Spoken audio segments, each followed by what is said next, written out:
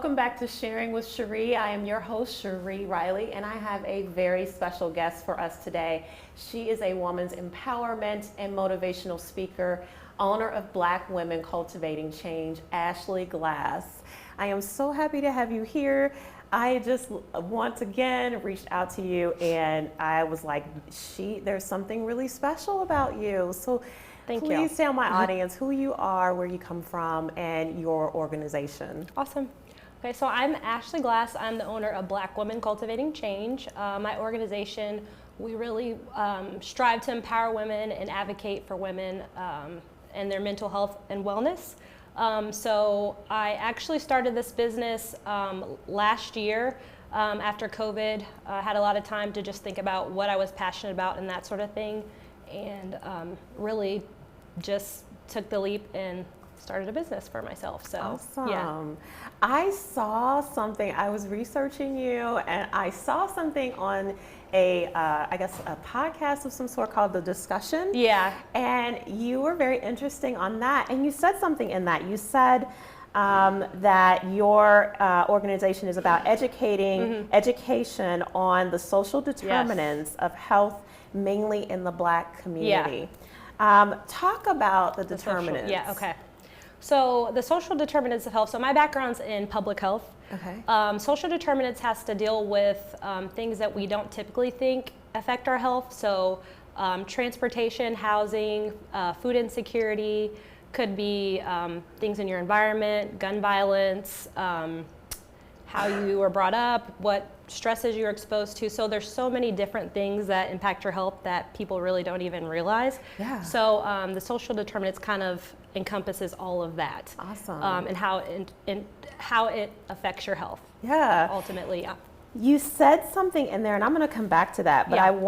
I brought up some statistics that I used to volunteer at Women Helping Women for sexual assault and domestic Awesome. violence, Okay. a great organization. Yes. You probably know about it. Yes. And so this comes from their Okay. a great organization. Yes. You probably know about it. Yes. And so this comes from their training and their website. But 20% of all medical visits are by women. Yeah.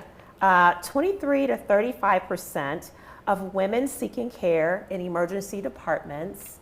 And this is all for domestic violence accounts. Yes. Domestic Yeah. violence accounts, these statistics are for. 23% of women seeking prenatal care. 25% of women who attempt suicide or utilize psychiatric emergency services. And 45 to 59% of mothers of abused children. How do we even begin to talk about that Yeah. and heal that and figure that part out? And especially since you're in public health, Yeah. I'm sure that's very endearing to you. For sure. And I actually work for Women Helping Women. Okay, too. you do? So, yeah, Awesome. Yeah, I'm an after hours advocate. So awesome. yeah. So with that, I think the biggest thing is prevention education. I think we need to start early. We don't have any education right now in the school systems on how to navigate just communication, healthy relationships, red flags, that sort of thing when it comes to abusers or abusive behaviors, that sort of thing.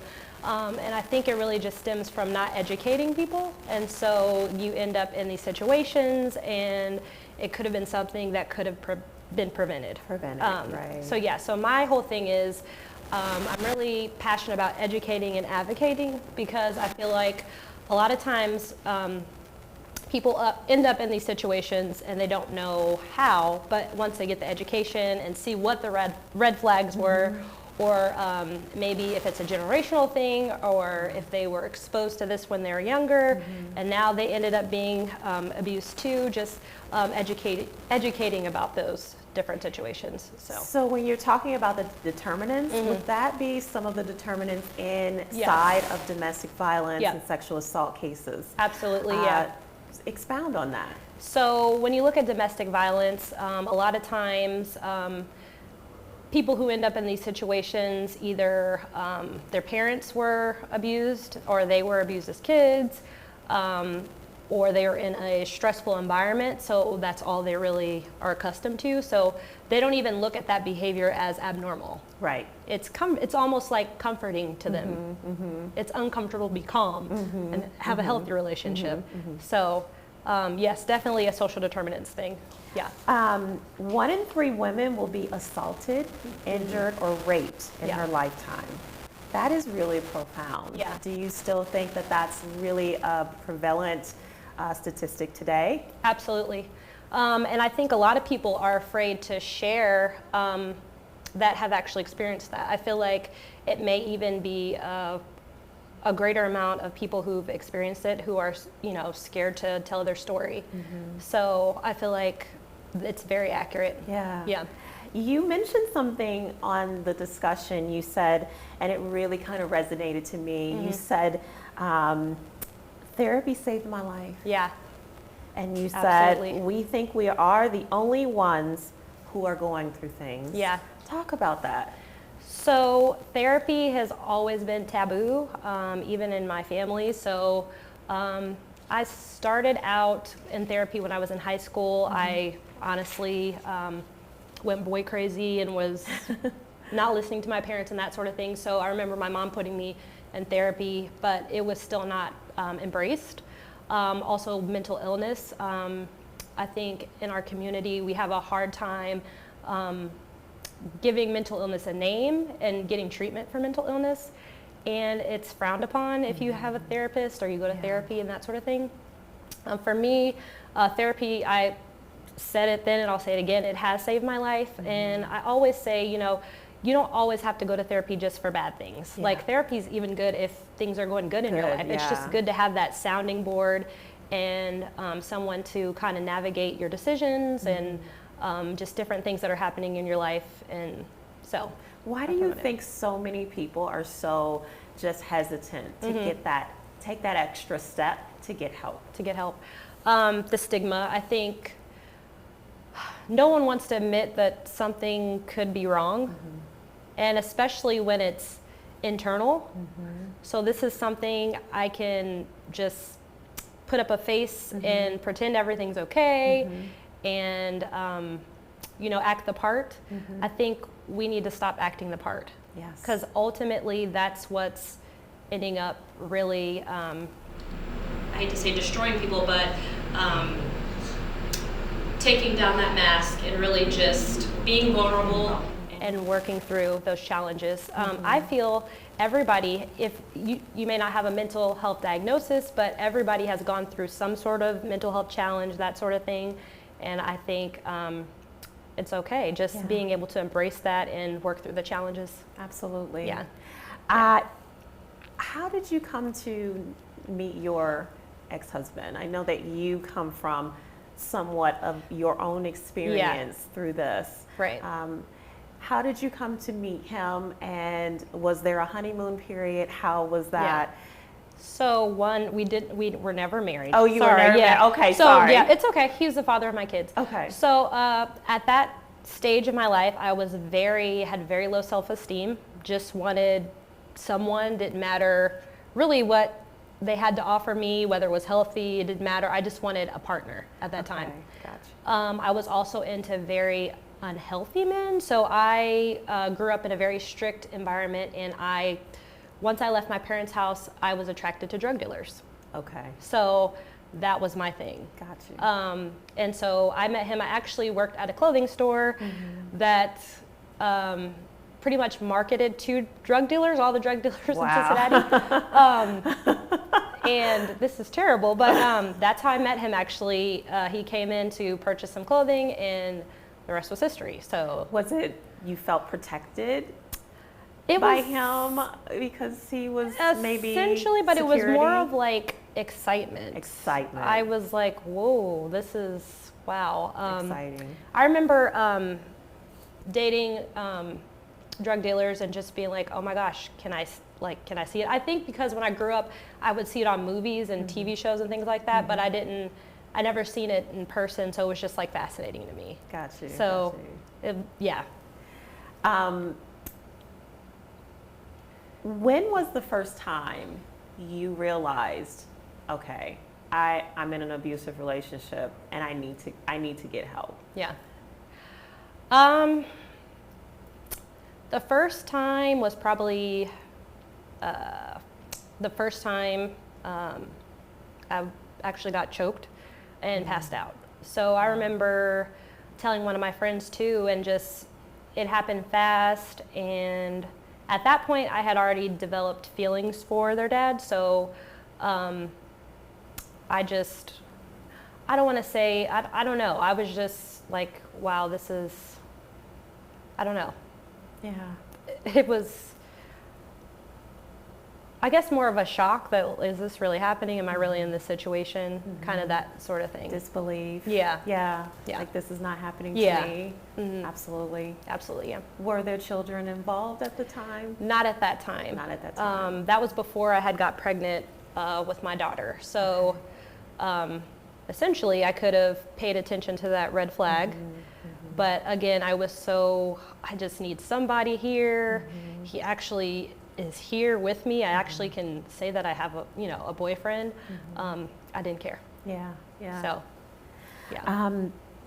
Describe how you felt in this relationship, because I feel like most of the time the community, friends and family don't really always understand why a person could be in this relationship. So kind of describe for yourself, for your own experience, how it felt. I think the best way to describe it is you just feel very isolated. Because you get to a point where at first you're shocked that it's even happening, and then it's okay, I need to cover this up. And then when people start finding out about it, it's their way of handling it usually is kind of like hands off. And so for me, I just felt very isolated, and I felt like, okay, I need to save face. And so you end up playing a role for the world, but going home to, you never can predict. Yeah. Every day, I didn't know what I was going to wake up to every day. Wow. And that's just how my reality was. What was your coping mechanisms during that reality? My coping mechanisms was sleep. Okay. So I have this thing where if I'm stressed, that's my way of escaping reality. I will go to sleep, and I will sleep all day and all that. So that's how I know, even now, because I still deal with kind of like PTSD from it. I know when I'm getting depressed because I'll start sleeping, and that's my way of, okay, I'm escaping reality, and I can just, I'll just sleep. I mean, I would stay in bed all day, not healthy at all, but that was my way of escaping. Absolutely. Sleeping. Yeah. I mean, it's so hard to go through that, especially when you're in the relationship and they tend to isolate you from your friends and family. So walk me and the viewers through how abusers do that. Their control mechanisms, their guns, so to speak, of how they kind of can control in a relationship. So it's very subtle. It's not one day, you're hanging out with your friends and the next day you're not. It's a very subtle thing. I just noticed he didn't like if I was going out with my friends, or I was in school too. So even going to class, he would try to consume that time. So I ended up not really going to class anymore. Just really in subtle ways. And then if I did go somewhere, it was calls or texts, or when I got back, maybe an attitude or that sort of thing. So it's like, okay, in order to keep him happy, then I'll just, not do those things. Not do those things, Yeah. Did it escalate? Yeah. And so, escalate, really, it. How do I put this? It always escalated, of course, and this is another thing when there was alcohol involved. So that would be something that I knew if we were trying to have a good time or whatever, I knew that by the end of the night it was going to be really bad. So That made it bad. We were struggling financially, so that would make it bad. And then if I ever had anything that was upsetting me or just tried to bring anything up, that would make it bad. So I was like literally walking on eggshells because I'm like, okay, I don't want to upset him. So yeah. So abuse can be physical, but it can be also sexual and mental and also spiritual. Yeah. Right? Talk about those areas. Elements, yeah. So I think a lot of times people too don't realize you can be sexually assaulted in a marriage, in a relationship. And that's what I experienced. So I had gotten to the point where, I was to the point where, and I share this with people, like I didn't even want to look at myself in the mirror. Like I was so low. And I didn't want to be sexually active with him. I didn't feel confident in myself. He was, sleeping with other people, and it was just a very unhealthy situation.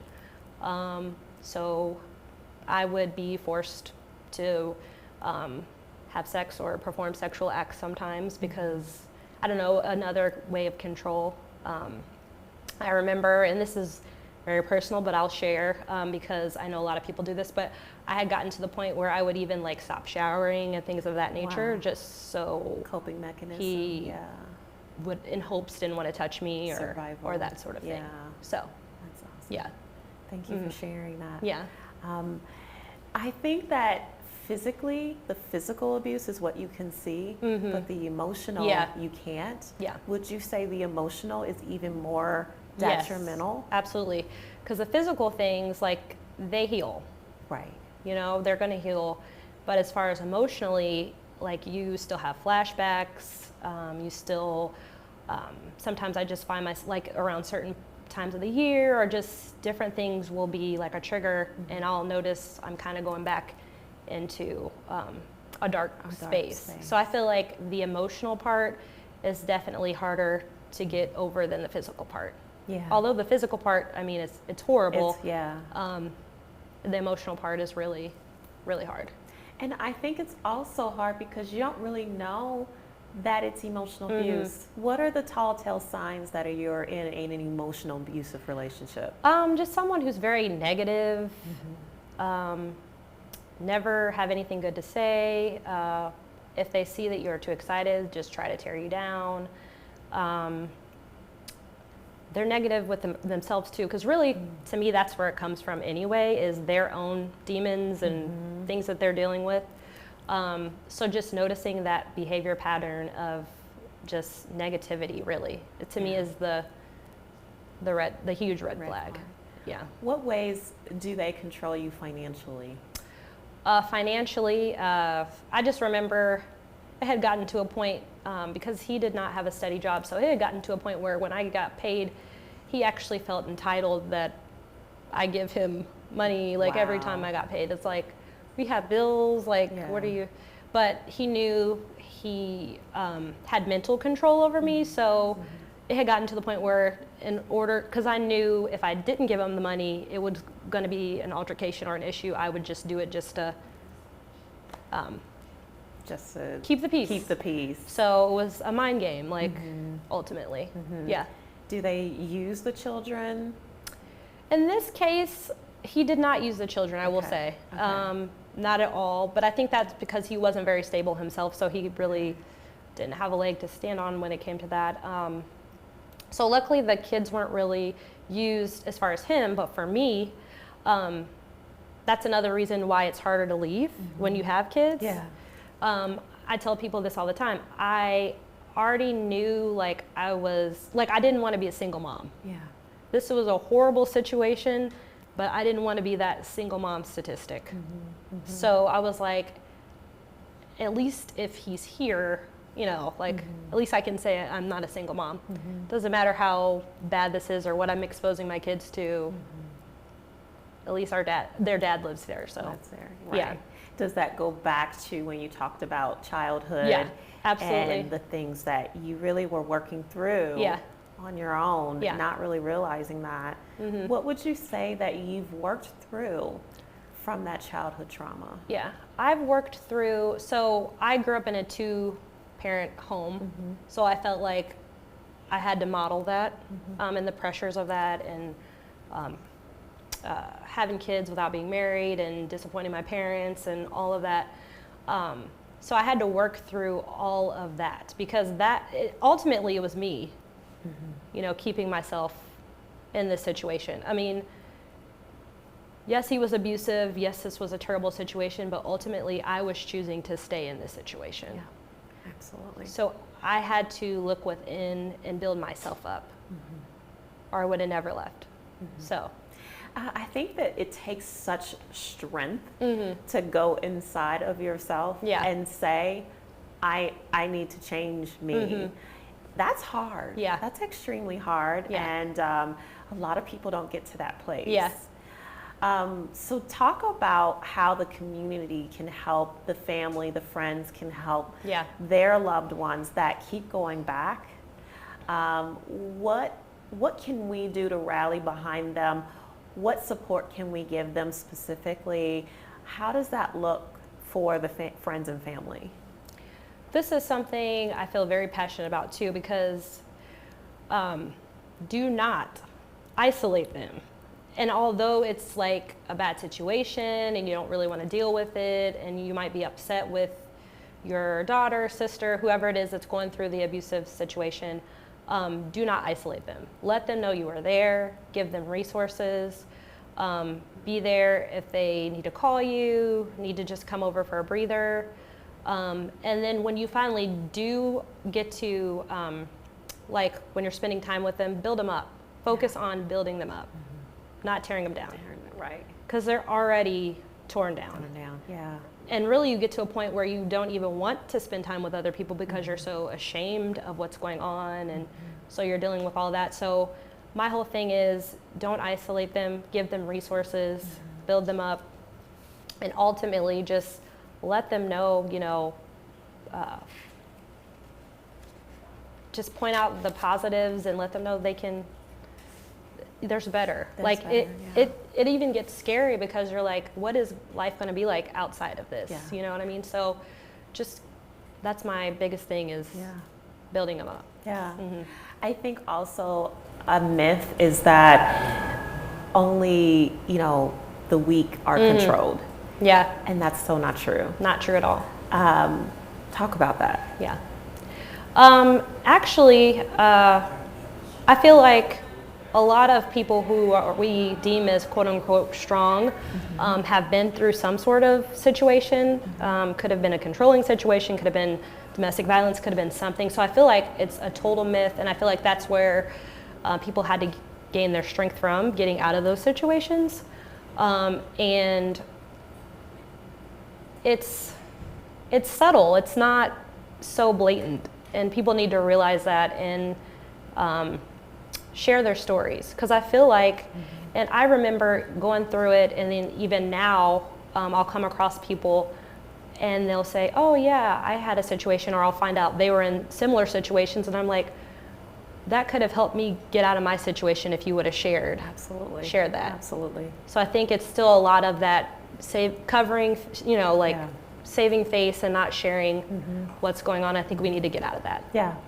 And I also feel like we need to protect those who are in abusive situations. And when we see it, call it out. I witnessed something that was horrific in the middle of the day. But you do need to protect yourself as well. But when you spot something, call it out or call 911 or, you know, safe distance yourself. Don't put yourself in a situation, but definitely, you know, 911, call it out, etc. Absolutely. So so I want to talk about, just to channel it a little bit, about how to leave those situations, because leaving those situations can be the most dangerous time. Talk about that. It's scary. And you have all these people, why don't you just leave? Why don't you just leave? And then when you go to leave, it's like, okay, who's gonna watch my kids? Who's gonna help me move? Who's gonna, how am I gonna find a place to stay? Because I've got to break my lease now, and nobody's gonna, you know, want to rent to me because I'm breaking a lease, and how that's gonna affect me financially. it's just so many layers to leaving Yeah. that I think people don't understand when they're like, well, why doesn't she just leave? So it's very scary, and it takes a lot. And then you also have to deal with the whole, I know when I first left, I still was scared that he was still going to find where we lived or still try to come, you know, so that whole part is scary too. So I think just if you know someone who really is about to take that leap or that step, offering to watch their kids, offering to help them move, offering to let them stay with you until they save up, just those subtle things can just make it so much easier. So yeah, that's so important to me. Yes, absolutely. Yeah. I also feel like there are protective mechanisms even when you want to stay, but you want to protect yourself. Yeah. So how can one, like if someone's watching, how could they protect themselves in the abusive relation? Yeah. I would say always have a one friend or family member that you can text and have like a safe word. So something quick, or even if they know if you call and you hang up, okay, you need to send the police. Gotcha. So, and the word might be broccoli or whatever you guys come up with. So that if you're in a, you know, because usually when you're in an abusive situation, you know when it's about to be bad. So just having that person that you can count on, that you can reach out to get law enforcement to come, that's huge. Is there trauma, ongoing trauma when you leave an abusive relationship? Absolutely. It's hard. Like I said, just like certain times of the year or watching certain things or, there's definitely trauma. So you still have to work through that. Like, that's why I suggest therapy, because you still get into those ruts again. And then you gotta say, hey, I'm in a rut again. I need to pick myself back up. This is, Yeah. So. The definition of rape is a very specific thing. And I do want to talk about that because it's very important that both men and women know. But the legal definition of rape is sexual penetration, vaginal, oral, or anal, without consent, or with the use of force or threat of force. Absence of consent is the key issue, and there are three key components. It must be confirmed verbally. It must be given when sober. It must be ongoing. Talk about that. So with that, like I said, sometimes there's a misconception when people are in relationships, or I've even heard, but he was my childhood friend, I would have never thought he was going to do this to me. Like, so I think there's a huge misconception on that. I feel like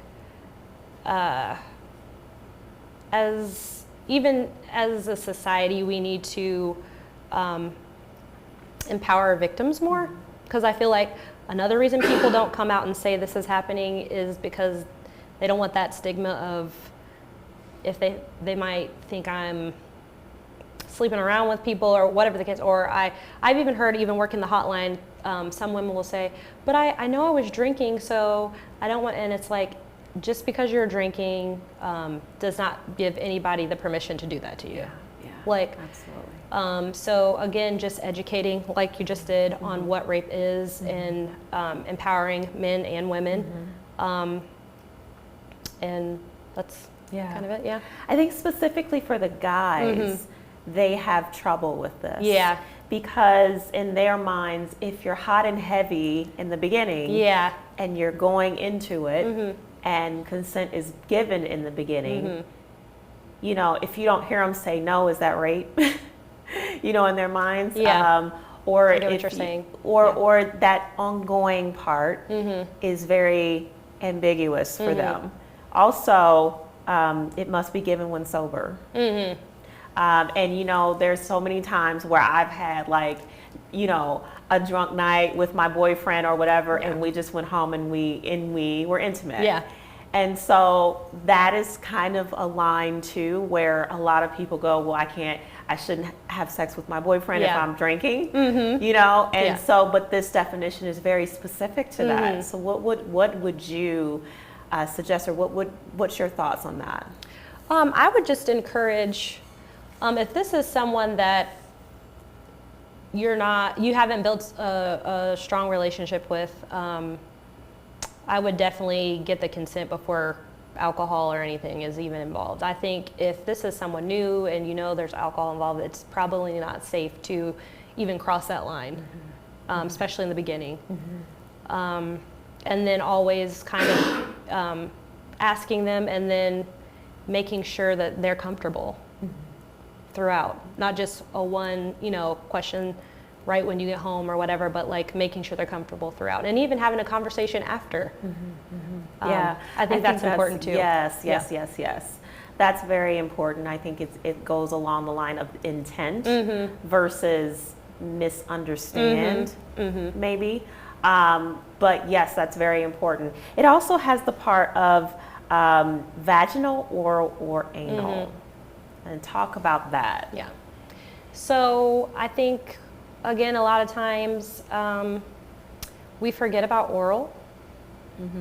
And then oral sometimes has a stigma with some people, so they won't share if that's happened to them, or and then even with anal. So if you have maybe someone who identifies as heterosexual and then they get sexually assaulted, they don't want to share, right? Because of that. So I think both of those are like probably underreported too. Yeah, because of the stigmas behind them. I think that's a good segue to homosexual, gay, lesbian. This happens to them too. Yeah. And so I think this actually allows for those to come out and say, I was raped, because when you're in a same-sex relationship, right, it looks a little different. Yeah. So I think that is very inclusive to that. Would you agree? Definitely. Yeah. Yes. Yeah. And then even thinking about childhood sexual assault too. So yeah, maybe they might not even realize what's going on until they're older, and they're like, oh my gosh, they were, whatever the case may be. Right. Whatever that may be. Yeah. I did write this down, but 75% of abusers grew up in homes where they witnessed domestic violence between their parents. Would you agree with that? I would definitely agree with that. Okay. And with the social determinants under mental health, there's a score called ACEs. And so this looks at all the childhood trauma you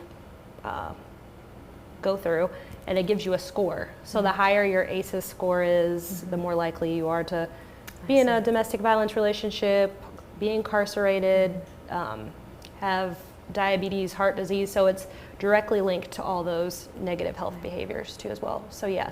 Wow. Yeah. 90% of, it says basically this is out of domestic violence cases, victims who were murdered. 90% notified the police at least once. 50% notified the police 5 or more times. How can we, as a community, address this?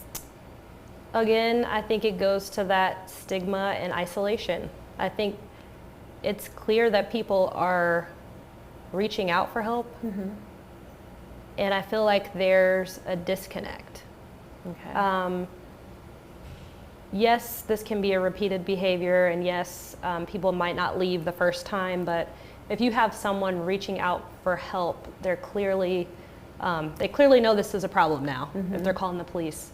There needs to be more support services, there needs to be more mental health services. I know even some, like with my situation, I wish maybe if I was in therapy during that, that could have even helped me it's all about your mental health, how you view yourself, and building yourself back up. And I feel like that's the gap, is that mental health piece. Because you have the police, you have organizations like Women Helping Women and things of that nature, but where's the mental health in that? Right. So, but I also think, where's the police? Okay, And where's the justice system? if 90% notify the police and these are of domestic victims who were murdered, 90% of them notified police, and 50% notified the police 5 or more times. I would say, with my own experience with it, the police kind of get tired of people who are repeated callers because they feel like, okay, we're coming to rescue you, but you're going back to the situation, or you're still staying in the situation. Okay. And I think they see a lot of that. Okay. So a lot of times when they get these domestic violence calls, this is not the first time they've been called to that location or with that couple and that sort of thing. So I feel like they even, I don't want to say become numb, but they, almost like a numb. Okay. Yeah. Awesome. Well, so I think that there is definitely a disparity there, and something that we as a community can take a look at. Absolutely, yeah. And try to get ahead of, because a lot of times we can. Yeah. And we just, drop the ball in this area. If someone was watching this and doesn't know who to contact, where to go to get resources, where could they go to get resources? Who can they call? Yeah, definitely. I'm going to advocate for Women Helping Women. They're great. They have support groups. Yes. They have a 24-hour hotline you can call and just talk to advocates, and they can kind of help you through your situation. There is a program through the state of Ohio right now, which wasn't out when I was in my situation, where they can even help with like your moving expenses and things of that nature.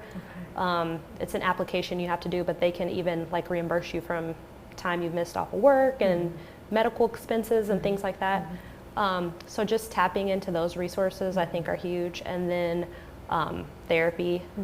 So different therapists around, or a lot of the health centers are now offering mental health services too, because they see how important mental health is. So even like the health department, or if you're around if you have a local health center, sometimes they have therapists on staff too. So. Are they free services or depends on your insurance. Okay. So yeah. Okay. Awesome.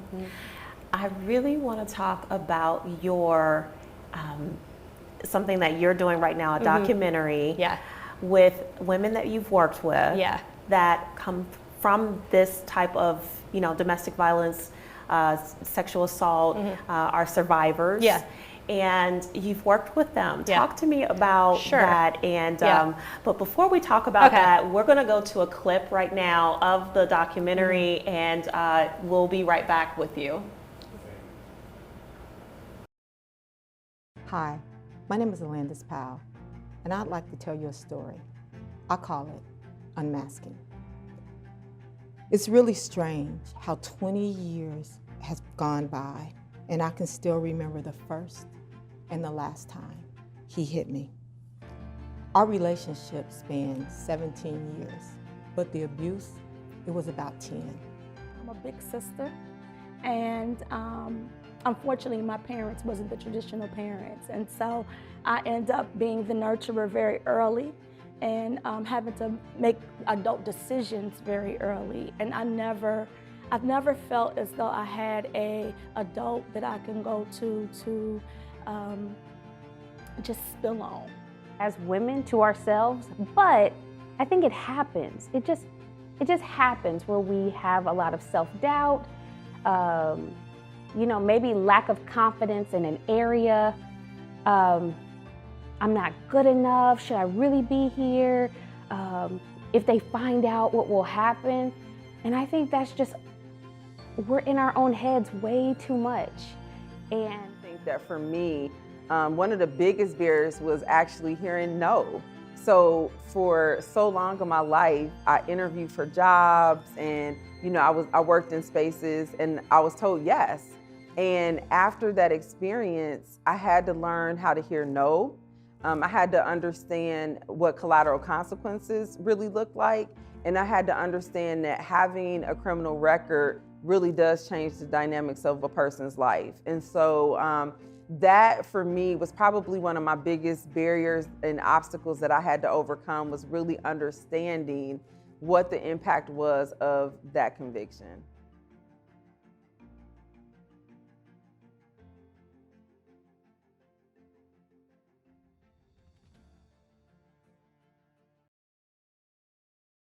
When I watched that, I was just so empowered. Walk through that and just really quickly, when you're going to be done with that so we can see it. Awesome. So it's actually done. So we filmed it. We're just like finishing up the editing and all that. Yeah. So those women that I asked to be a part of that project were women who impacted my life along the way. So these were women I interacted with when I was in college, and then just women in the community that kind of gave me words of inspiration, or I looked up to them, or they might have helped me get a certain position, or whatever the case may be. They inspired me to be the person I ultimately am today. So some of them have, I won't say all of them went through domestic violence, but I know one specifically, she even did a poem and like a spoken word. And it was just amazing being able to interview them and have them share their story, because I felt that's what ultimately also helped me get out of my situation, seeing other women that were strong and went through adversity, but were able to use that to propel them into what they are today. What drove you to do this documentary? It's so interesting. Yeah, so I'm really huge on mental health. So it's called BOSS. So, and that stands for Bravely Overcoming Self-Sabotage. Okay. So Black women specifically, we have a lot of kind of self-negative talk. We have, I'm trying to think of the term. I'm so sorry, I can't think of the term right now.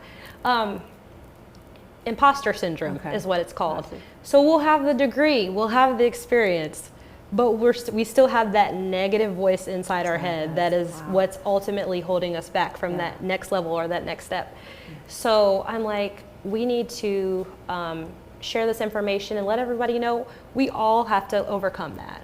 I am so looking forward to seeing that, Ashley. You are amazing. We are so out of time, but I definitely want you to come back on my show. There are so many other things that we didn't talk about today that are so important for others to know, so we will definitely have you back. Awesome. Thank you. And if you do need to contact Women Helping Women, their phone number is 513-381-5610. Again, 381-5610. You can call anonymously. They do have a 24-hour hotline. Thank you for tuning in to Sharing with Sheri. I look forward to coming back to you next week. Have a good day.